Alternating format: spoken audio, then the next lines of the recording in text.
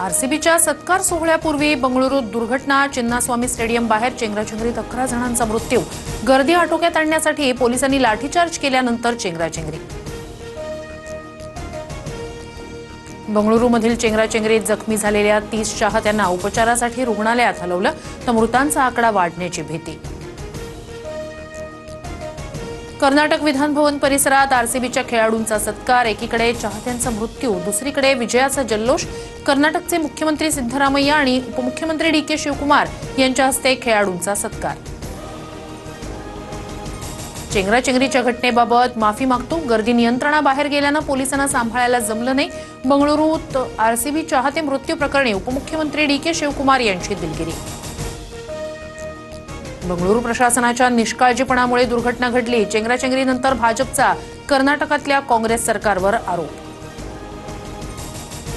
बंगळुरूमधील दुर्घटना अत्यंत दुःखद। जखमी लवकर बरे व्हावे अशी मी प्रार्थना करतो। पंतप्रधान मोदींकडून शोक व्यक्त। बंगळुरूत आरसीबीच्या चाहत्यांची प्रचंड गर्दी। चेंगराचेंगरीनंतर बंगळुरूतील मेट्रो सेवा थांबवली। आरसीबीचे फॅन झाडांवर, स्टेडियमच्या भिंतीवर आणि बसवर चढले।